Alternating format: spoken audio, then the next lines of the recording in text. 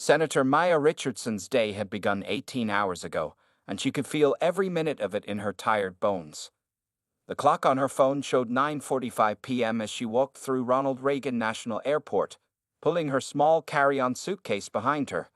Unlike most days when she wore her signature power suits, today she had changed into comfortable black yoga pants, a loose Howard University sweatshirt, and simple running shoes after the late evening Senate session. The fluorescent lights of the airport terminal cast harsh shadows as Maya made her way to gate C-23.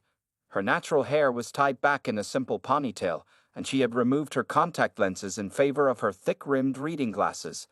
A few people hurried past her, caught up in their own journeys, none recognizing the woman who had just hours ago been leading a heated debate on police reform on the Senate floor. The gate area was relatively quiet when Maya arrived. She found a seat near the charging station and pulled out her tablet, quickly typing responses to urgent constituent emails. Her legislative aide, Marcus Thompson, sat a few rows behind her, engaged in a quiet phone conversation about tomorrow's schedule in Los Angeles. Now boarding first-class passengers for Flight AA 2490 to Los Angeles, the gate agent announced, her voice echoing through the terminal. Maya gathered her belongings, joining the short line of first-class passengers. She handed her boarding pass to the gate agent, who barely glanced at it before waving her through. As she walked down the jet bridge, she felt the familiar weight of responsibility on her shoulders. Even this trip home wasn't purely personal. She had 3 community meetings scheduled for tomorrow, including one with families affected by police misconduct. The first-class cabin welcomed her with its soft lighting and wide leather seats. Maya stored her carry-on in the overhead compartment, keeping only her tablet and a small bag containing her reading materials. As she settled into seat 2A, she couldn't help but smile at the irony. 20 years ago, she had been a flight attendant on this very route, working her way through law school. A flight attendant approached with a pre-flight drink menu. "Good evening, would you like something to drink before takeoff?" "Just water, please," Maya replied, already pulling up the draft of her police reform bill on her tablet. The flight attendant returned quickly with her water, placing it on the side table without ceremony. More passengers filed past her seat, the usual parade of business travelers and vacationers heading to the West Coast. Maya noticed a few curious glances from those who might have found it unusual to see a black woman in first class dressed so casually, but she was too tired to care. She had earned her seat here, just as she had earned her seat in the Senate. The cabin slowly filled with the quiet murmur of conversations and the rustle of passengers storing their bags. Maya scrolled through her messages, pausing to read an important update from her chief of staff about tomorrow's schedule. The community meeting in Crenshaw had been moved to an earlier time slot, which meant she would need to head there directly from the airport. As the final passengers boarded, Maya felt a slight chill from the air conditioning. She pressed the call button, and when the flight attendant appeared, she asked politely for a blanket. The simple request would soon trigger a chain of events that would make national headlines, though Maya had no way of knowing that as she wrapped the soft blue blanket around her shoulders. Marcus finished his phone call and walked past her seat, giving her a quick nod before taking his own seat a few rows back. They had worked together for 6 years now, and he knew her preference for privacy during flights. Maya adjusted her reading glasses and opened a folder containing letters from constituents, each one describing their experiences with law enforcement. These stories had been the driving force behind her police reform bill, and she intended to review them one more time before tomorrow's meetings. The captain's voice crackled over the intercom, announcing their imminent departure. Maya took a sip of her water and settled deeper into her seat, unaware that in just a few minutes, she would become the center of attention for all the wrong reasons. Officer James Barrett stood near the back of the plane, his hand resting casually on his belt as he watched a flight attendant deal with a minor dispute in economy class. Someone had reclined their seat too far back, and the passenger behind them was making a fuss. It was the kind of routine call that made up most of his airport police work. At 45 years old, with 18 years on the force, Barrett considered himself an expert at reading people and situations. The economy class issue resolved itself quickly, but Barrett didn't leave the plane right away. Something had caught his attention in first class, a woman in casual clothes who seemed, in his mind, out of place. He watched as she gestured to a flight attendant, her movement confident and direct. Barrett had seen thousands of first-class passengers in his career, and they usually fit a certain image. This woman, with her sweatshirt and yoga pants, didn't match his mental picture. Barrett began walking toward the front of the plane, his boots making soft sounds against the carpet. He noticed how other passengers seemed to shrink away slightly as he passed, a reaction he had grown used to over his years wearing the uniform. The airplane's bright lighting reflected off his badge as he approached the first-class cabin. The woman was now wrapped in an airline blanket, focused intently on a tablet in her lap. Barrett stood beside her seat, deliberately positioning himself to cast a shadow over her screen. When she didn't immediately look up, he cleared his throat loudly.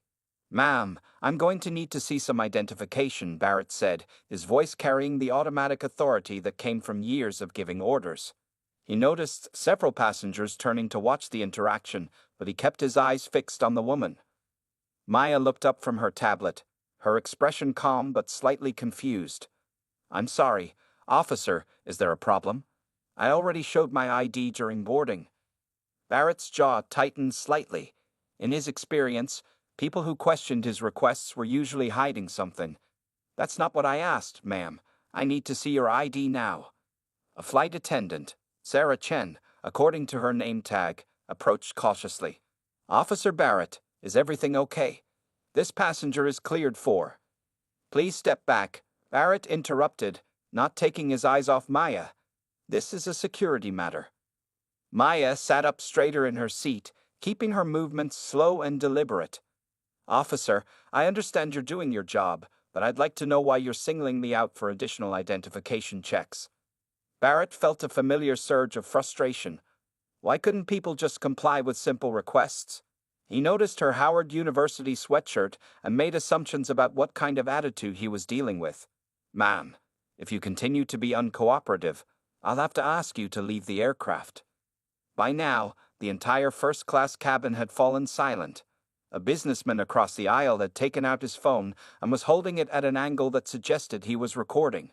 Barrett ignored him, focusing on what he saw as defiance in Maya's expression. "I'm not being uncooperative," Maya replied, her voice steady and clear. "I'm asking for clarification about why I'm being subjected to additional screening after already clearing security and boarding checks." Barrett's hand moved to rest more obviously on his belt, near his handcuffs. "Step out of your seat, ma'am. Now." Maya remained perfectly still, her hands visible on the armrests. "Officer, I believe you're making a mistake. I'd like to speak with your supervisor." The atmosphere in the cabin grew tenser. More phones had appeared, their cameras pointed toward the confrontation. Sarah Chen had stepped back to make a quiet call on the plane's internal phone, her worried expression suggesting she was contacting someone in authority. Barrett felt the situation slipping away from him, but he couldn't back down now. He dealt with difficult passengers before, and experience told him that showing weakness only encouraged defiance. He reached for his handcuffs, the metal making a distinct clicking sound as he removed them from his belt. "Last warning," he said, his voice harder now. "Either you show me some ID, or you're leaving this plane in custody." What Officer Barrett didn't realize was that his next actions would not only end up on dozens of cell phone videos, but would also become a turning point in his career and in the larger national conversation about law enforcement and racial bias. The tension in the first-class cabin had become thick enough to cut with a knife.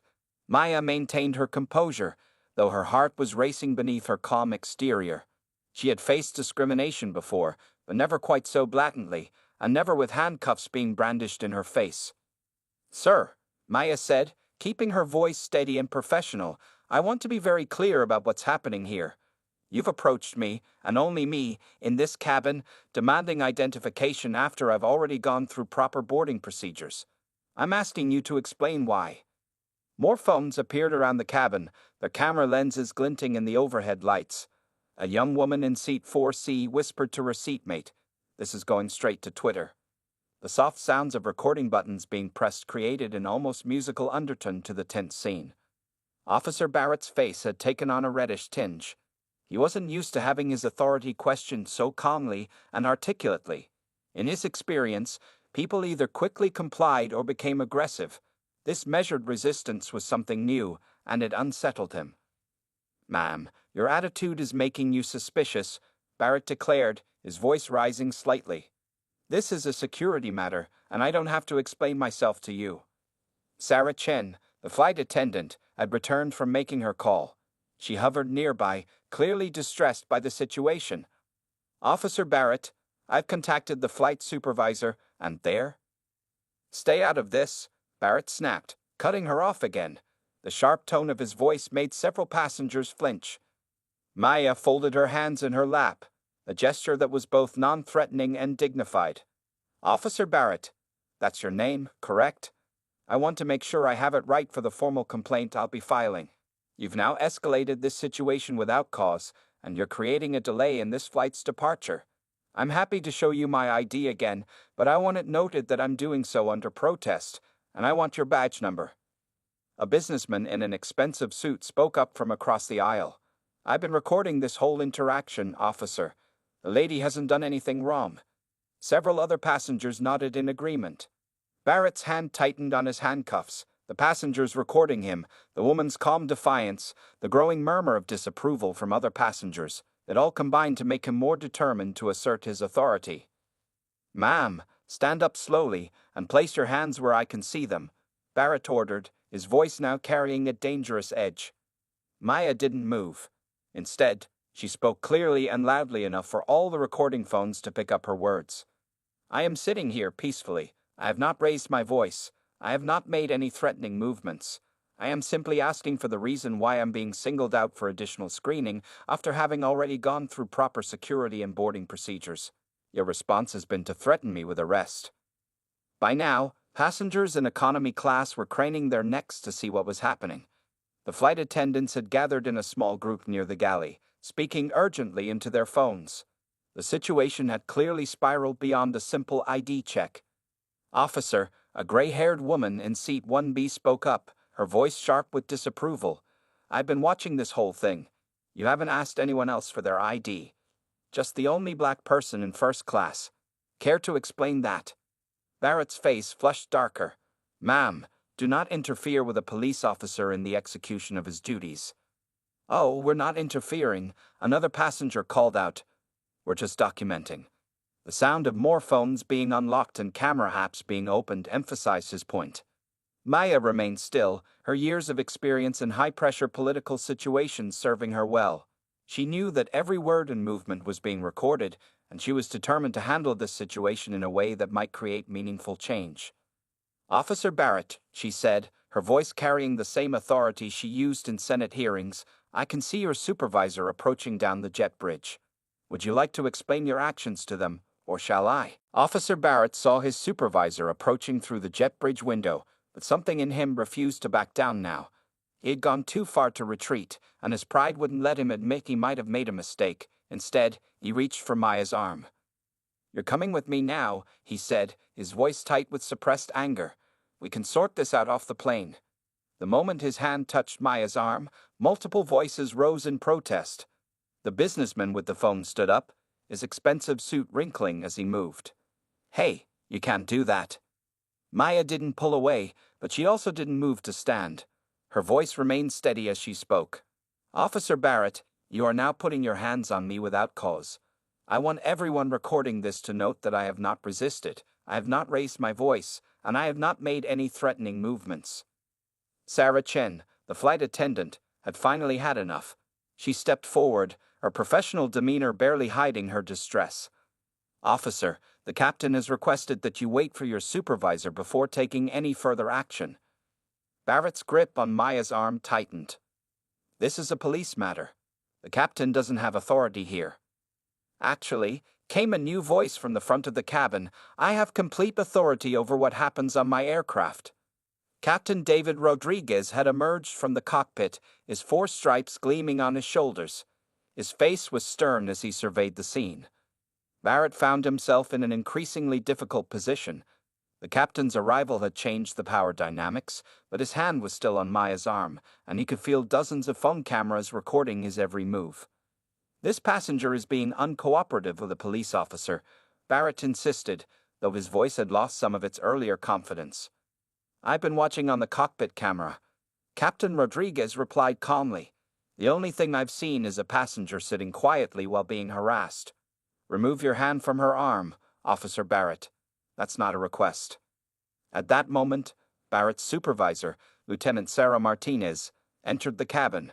She took in the scene quickly, the recording phones, the angry passengers, her officer with his hand on a calm woman's arm, and the captain standing with authority at the front of the cabin. Barrett. Lieutenant Martinez's voice cracked like a whip. Stand down immediately. Barrett's hand dropped from Maya's arm, but the damage was done.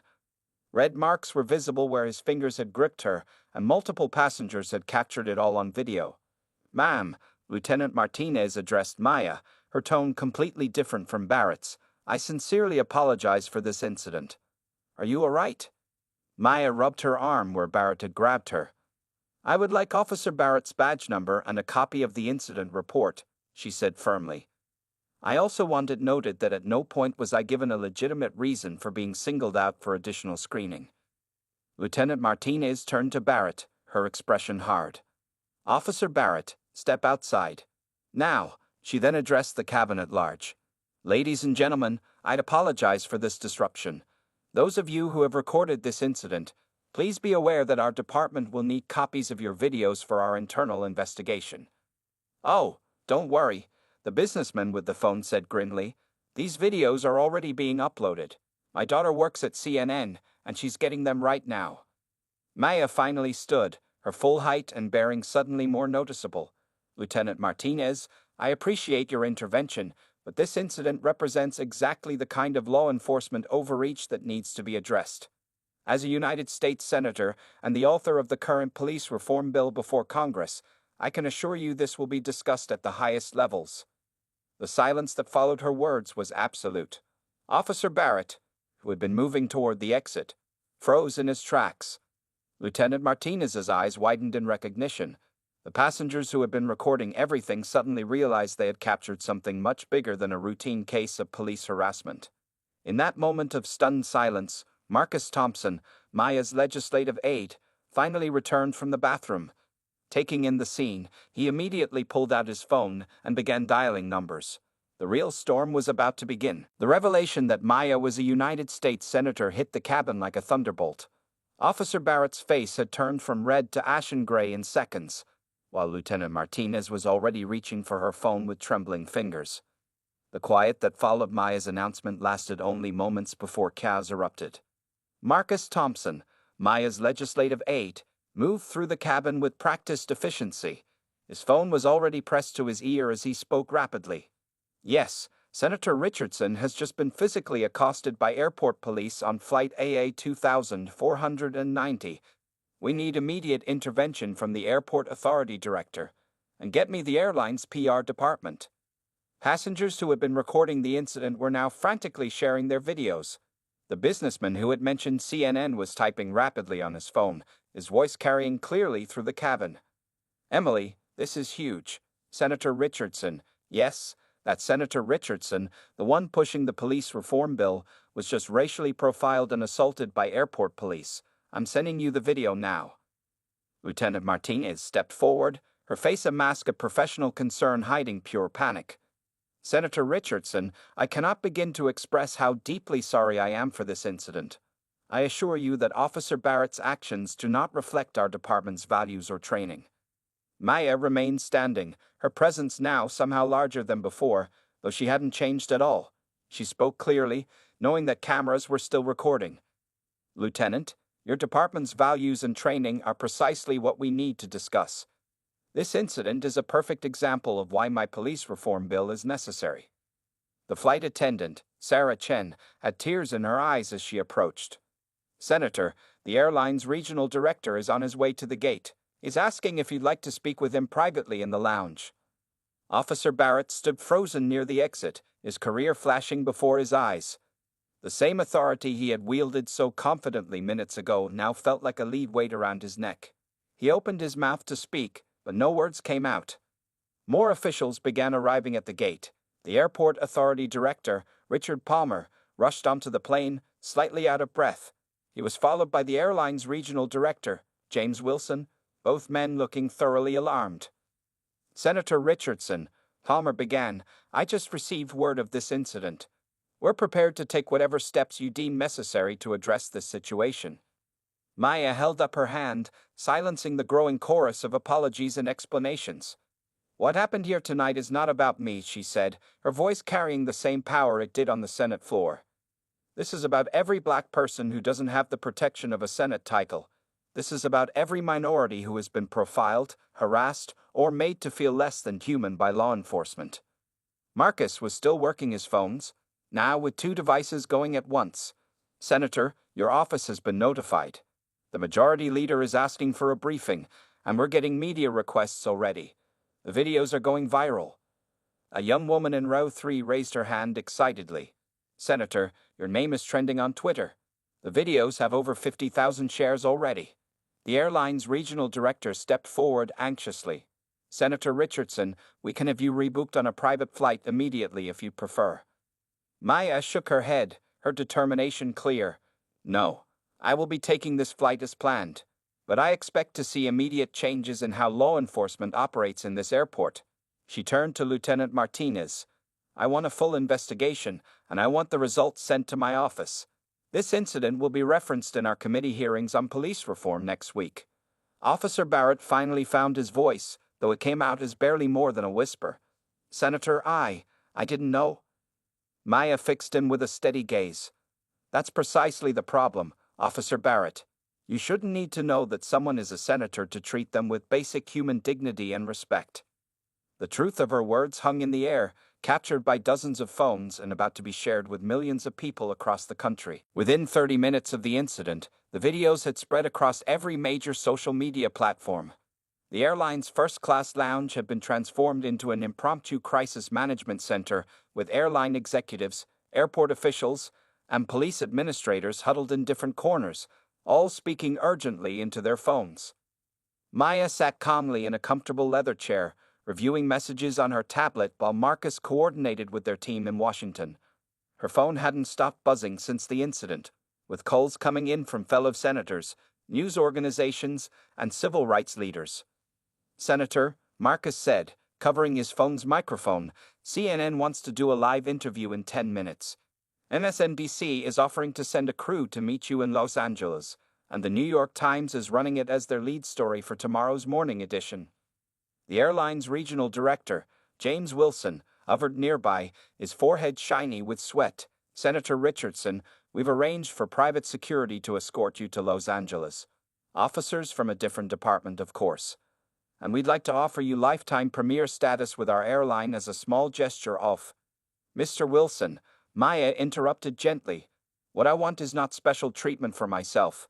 What I want is for your airline to implement comprehensive anti-bias training for all your staff and to review your protocols for involving law enforcement in passenger situations. In another corner of the lounge, Lieutenant Martinez was dealing with her own crisis. She had already placed Officer Barrett on immediate administrative leave, but the department's phone lines were flooded with calls from reporters and angry citizens. The video had reached over 1 million views across different platforms, and the hashtag #SenatorOnaplane was trending nationally. Officer Barrett sat alone in a small office near the police station, his uniform jacket now off, his face in his hands. Internal affairs investigators had already taken his preliminary statement, and his police union representative was on the way. His 18-year career flashed before his eyes as he watched the videos of himself playing on every news channel on the office TV. Back in the lounge, Maya's phone lit up with a text from the Senate Majority Leader. This is exactly why we need your bill. Emergency session called for Monday. You'll have the floor first. Senator, Marcus said, approaching with a fresh cup of tea, your community meeting's in Los Angeles tomorrow. Do you want to reschedule? Maya shook her head firmly. Absolutely not. This incident makes those meetings more important than ever. We're going to use this moment to push for real change. Outside the lounge, a crowd of reporters had gathered, held back by airport security. Their cameras flashed through the glass walls, and their shouted questions could be faintly heard. The airport's PR team was frantically preparing a press statement, consulting with lawyers on every word. Sarah Chen, the flight attendant who had tried to intervene, had been invited to the lounge to give her statement. She sat with airline investigators, describing everything she had witnessed. I knew something was wrong the moment Officer Barrett approached her, she explained, wiping tears from her eyes. I should have done more to stop it. Maya overheard this and walked over to Sarah. You did try to help, and I noticed that. This isn't about individuals making better choices. It's about changing the system that enables these situations. A young social media manager for the airline approached timidly with her phone. Senator, your statement on the plane has gone viral. Over 2 million views in just the last hour. People are calling it a watershed moment for the police reform movement. The airline's CEO had just landed after an emergency flight from Chicago. He burst into the lounge, straightening his tie, ready to do damage control.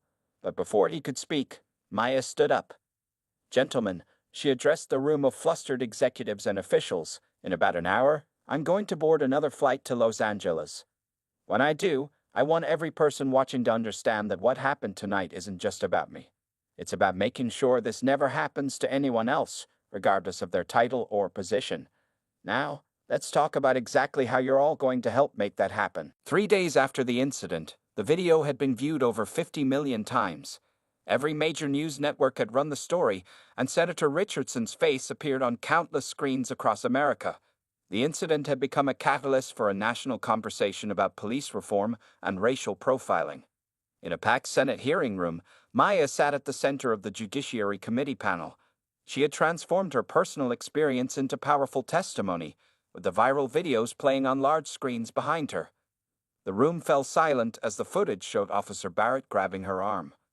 What you see in these videos, Maya addressed her colleagues, her voice steady and clear, is not just one incident.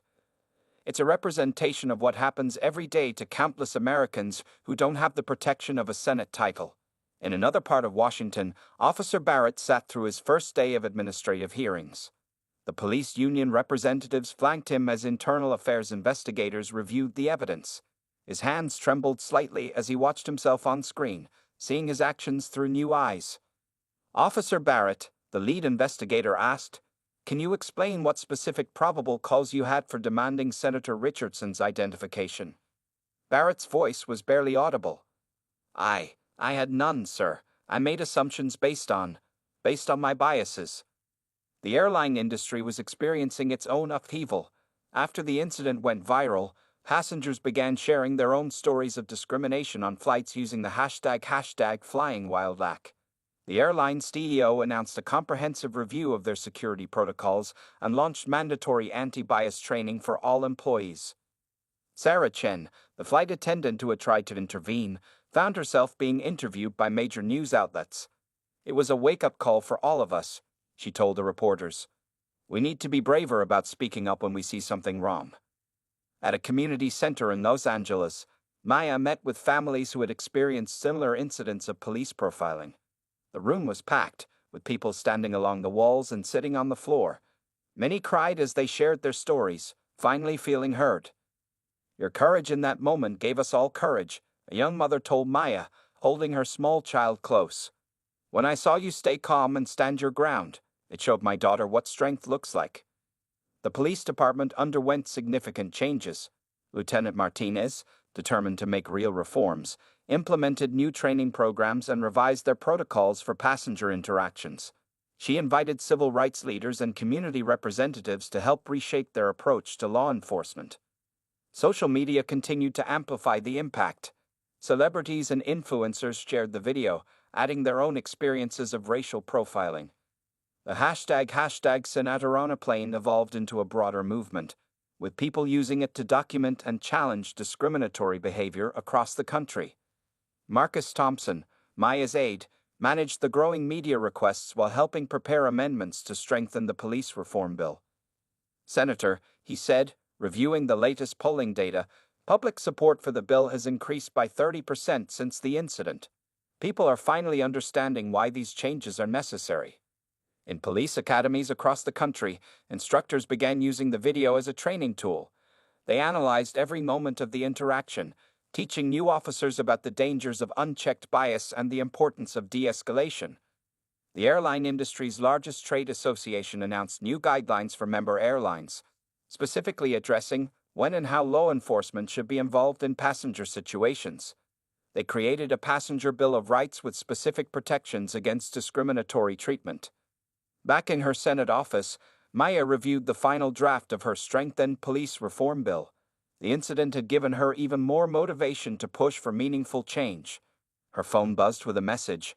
Another video had gone viral, this time showing a police officer in Michigan stopping himself mid-confrontation, saying, "I don't want to be the next Officer Barrett." Change happens one moment at a time, Maya told her staff during their morning meeting. What happened on that plane was terrible, but if it helps prevent similar incidents in the future, then something good will have come from it. 3 months after the incident, Senator Maya Richardson stood at a podium in the Capitol, surrounded by colleagues from both parties. The Police Reform and Accountability Act had just passed with bipartisan support, marking a historic moment in American law enforcement history.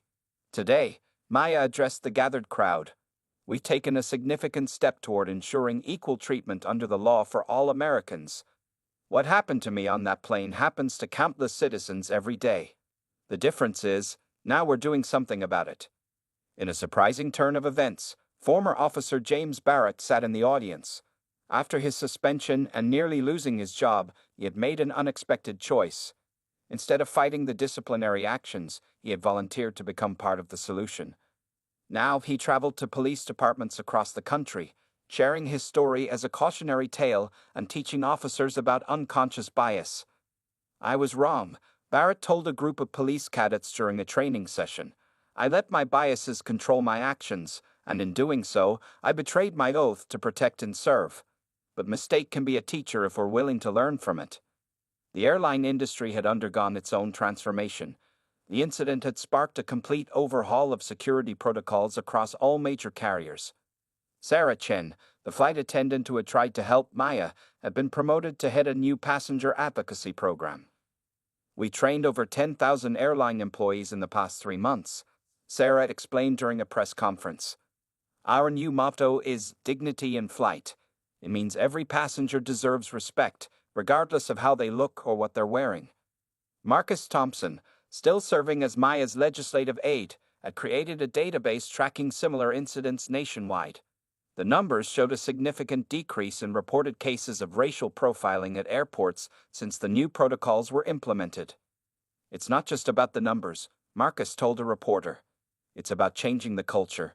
When that video went viral, it opened a lot of people's eyes to something that had been happening all along. Lieutenant Martinez, who had handled the crisis that night, had been promoted to captain and now headed the department's newly created Community Relations Division. She worked closely with civil rights organizations to rebuild trust between law enforcement and minority communities.